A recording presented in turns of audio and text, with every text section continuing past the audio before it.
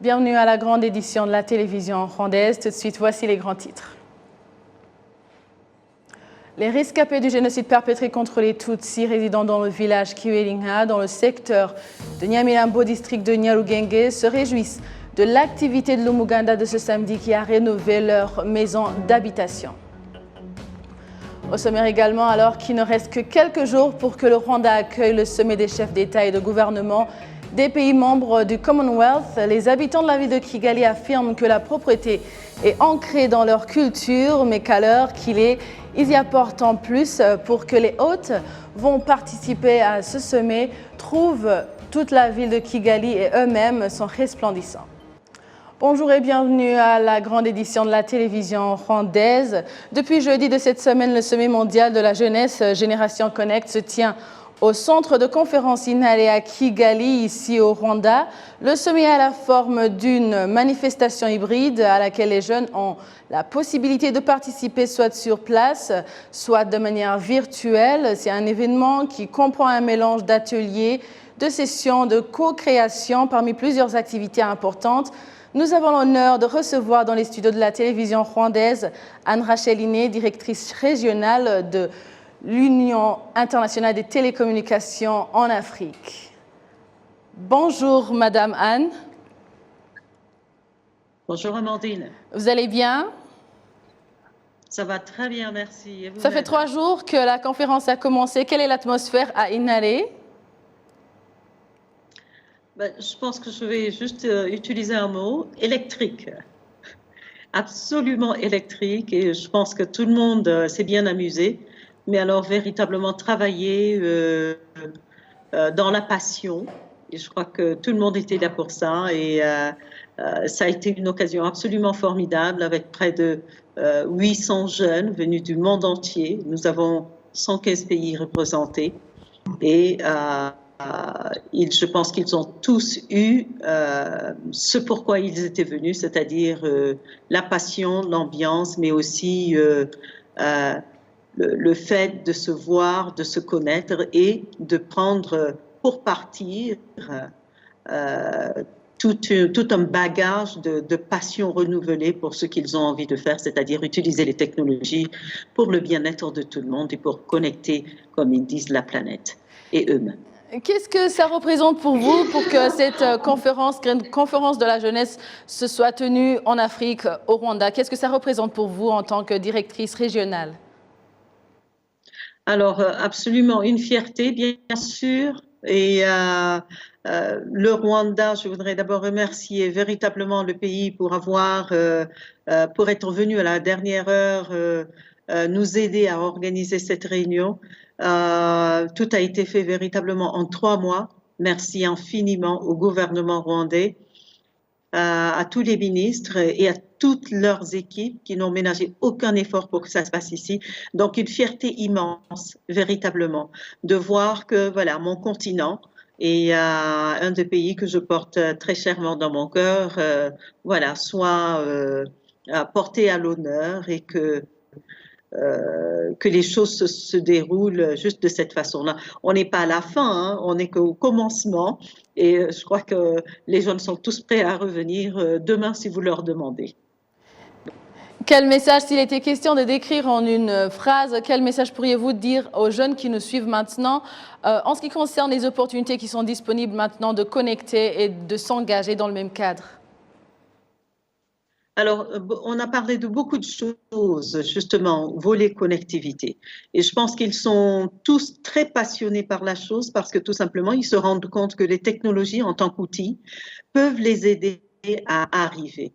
Un des soucis qu'ils ont tous relevés, c'est simplement avoir une connectivité qui soit abordable, hein, et qui aussi puisse avoir un contenu qui leur tient à cœur, c'est-à-dire qu'ils ont envie de connecter leurs consoeurs, leurs confrères des zones rurales, et ils ont besoin d'une connectivité qui aille jusqu'au bout, qui soit abordable et qui leur permette aussi de faire la différence en tant que jeunes Africains.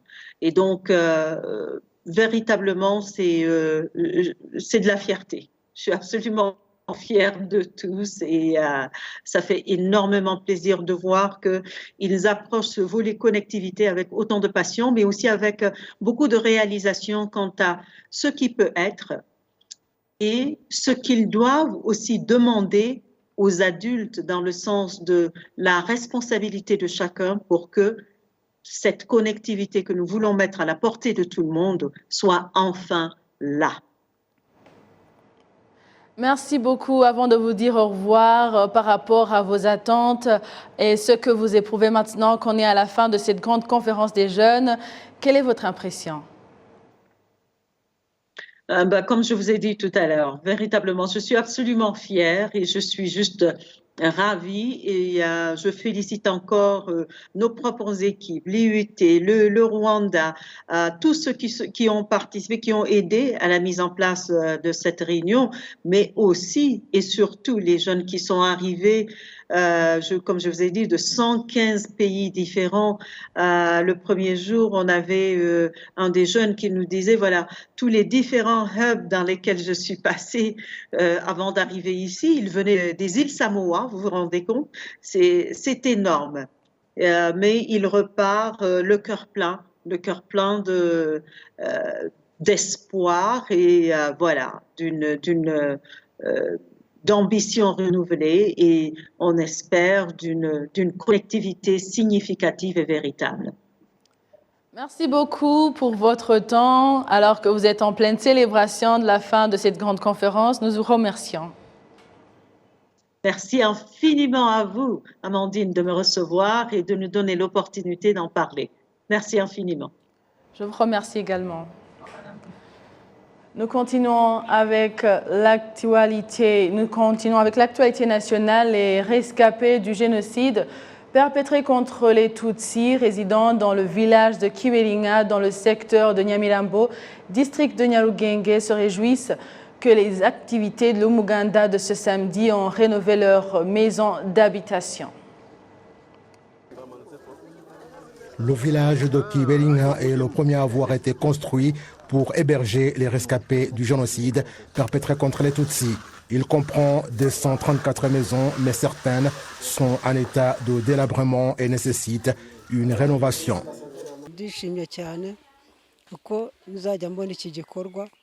Je suis heureuse et chaque fois que je regarderai ce qui a été fait, je me souviendrai que j'ai des Rwandais qui se sont préoccupés de mon sort, bien que des mauvais Rwandais aient démoli ma maison et exterminé mes proches. Cependant, j'ai trouvé d'autres bons Rwandais qui sont venus m'offrir un lieu sain où je passerai mes années de vieillesse. Le président de l'association Ibuka en district de Nyarugenge, Rutayisire Masengo, indique que le problème des maisons qui nécessitent d'être rénovées est en voie de trouver des solutions.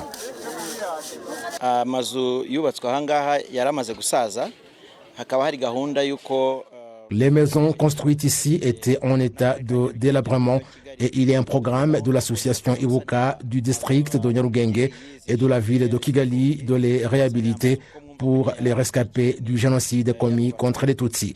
Aujourd'hui, c'est le bonheur pour les rescapés que l'activité a débuté et cela les soulage parce qu'ils voient qu'il y a des gens qui sont derrière eux. Cela fait 25 ans que ces maisons ont été construites et l'administration du district de Nyarugenge indique qu'une telle activité de l'Umuganda était nécessaire pour que les rescapés du génocide commis contre les Tutsis, sans moyens leur permettant de réhabiliter leur maison, puissent bénéficier d'un habitat sain.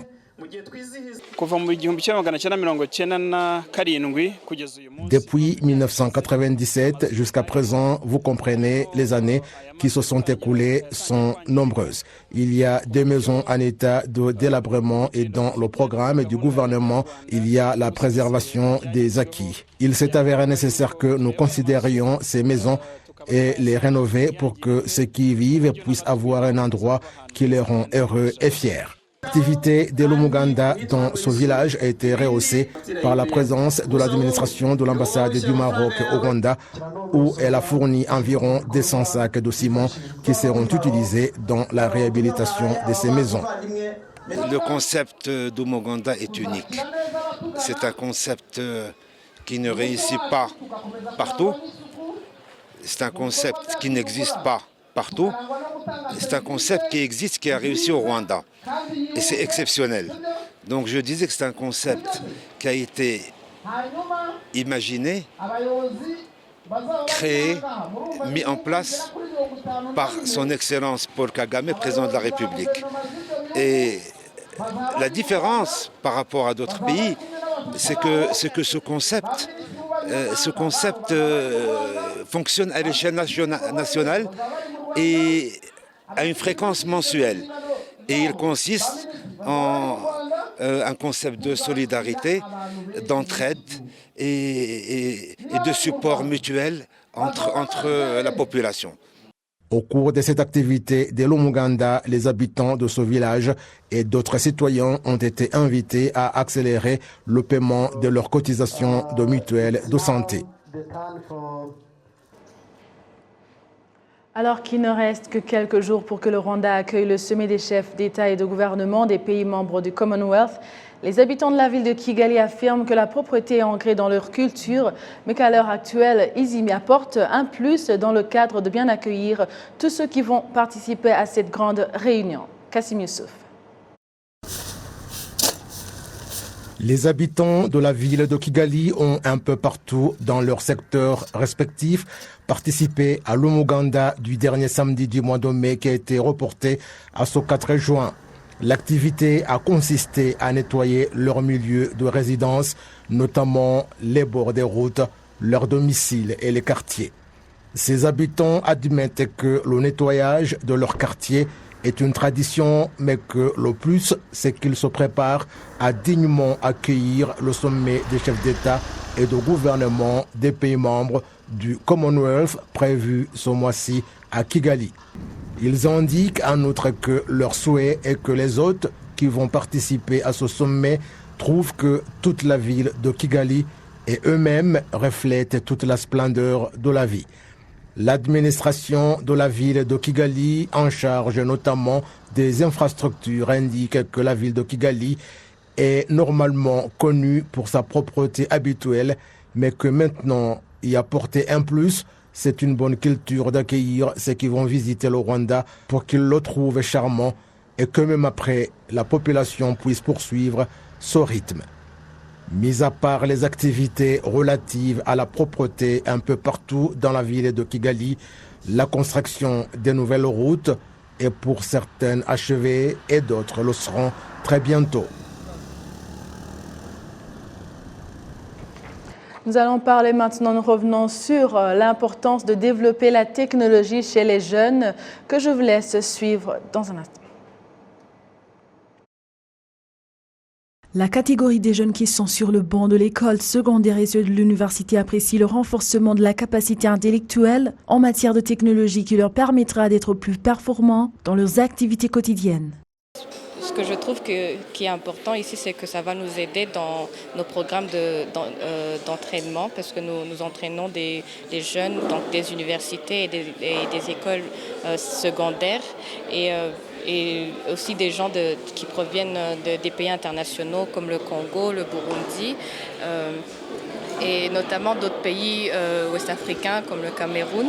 Le secrétaire général de la Commission nationale pour l'UNESCO, Moutessa Albert, souligne qu'il est de leur responsabilité de promouvoir le développement de la technologie et de l'innovation et appelle les jeunes à travailler ensemble car ils sont l'avenir du pays. Aujourd'hui, nous sommes ici pour une formation des jeunes scientifiques, des jeunes ingénieurs qui viennent de terminer le niveau universitaire. C'est dans notre mission comme la Commission nationale rwandaise pour l'UNESCO. C'est une commission qui travaille avec l'UNESCO dans le système de l'éducation dans les différents domaines, notamment l'éducation, la science, la communication et la culture. Et la formation qui est organisée aujourd'hui cadre bien avec presque tous ces domaines d'intervention de l'UNESCO. Misako Ito, conseillère dans les médias à l'UNESCO, s'exprime sur le travail qui reste à faire pour réduire les inégalités dans le domaine de la technologie.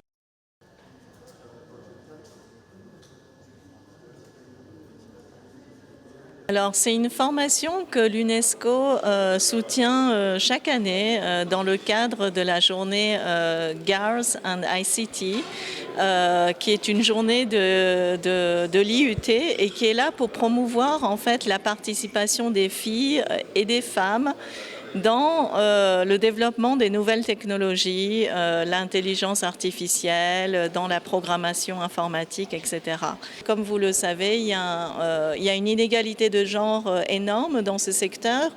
Les femmes sont représentées seulement à 20%. Et donc, c'est important que nous comprenions comment ça marche et nous faisions en sorte que ces algorithmes soient développés de manière à respecter la diversité des gens, mais aussi les droits humains, les droits de toute personne de participer et de s'exprimer. Parmi les efforts que le Rwanda a fournis dans le cadre du développement national, il y a le développement de la technologie chez les jeunes dans le but qu'ici 2024, tous les jeunes aient non seulement la connaissance en matière de technologie, mais y aient aussi accès d'une manière pratique. C'était la Commission nationale qui travaille en étroite collaboration avec l'Organisation des Nations Unies pour l'éducation, la science et la culture, UNESCO en sigle. Il avait indiqué que le développement de la technologie chez les jeunes était un grand investissement si l'on vise à développer le secteur de la technologie. C'est une indication qui avait été faite à la fin d'une formation pour les jeunes du secondaire et de l'université dans le même cadre. Place maintenant à la technologie, mais dans un autre angle. Environ 61 ingénieurs informatiques ont clôturé ce vendredi un séminaire atelier sur la technologie de l'Internet qui vise à renforcer les capacités afin de relever les défis du secteur technologique et de faire face à l'évolution du monde de la technologie. La technologie est l'un des domaines qui contribue beaucoup au développement du pays, notamment l'utilisation de l'Internet. Toutefois, des efforts s'imposent pour améliorer l'usage de l'Internet et c'est dans cette optique que l'Alliance de la communauté de l'Internet et de la technologie du Rwanda a organisé ce séminaire atelier pour renforcer les capacités de ceux qui travaillent dans ce domaine afin qu'ils puissent atteindre leur autosuffisance et être productifs pour le pays. Les participants à cette formation ont indiqué que les connaissances acquises leur permettent d'être à la page en matière de la technologie. La directrice de l'Alliance de la communauté de l'Internet et de la technologie du Rwanda, Ingabire Grace, a indiqué que depuis que de telles formations ont été organisées, le résultat est effectif. Le responsable du département de la technologie à la Fédération rwandaise du secteur privé a fait savoir que ces connaissances aident à trouver des solutions à certains problèmes qu'on observe dans l'utilisation de l'Internet. Ce séminaire atelier s'est déroulé pour la 9e fois et plus de 500 personnes y ont participé, y compris les 61 de cette année. Merci à vous tous qui étiez au rendez-vous d'actualité. Au nom de toute l'équipe qui a réalisé cette grande édition, je vous souhaite de passer une bonne continuation du programme de la télévision rwandaise. Vous étiez avec Amandine Dikouma-Sabo. À la prochaine et d'ici là, portez-vous bien.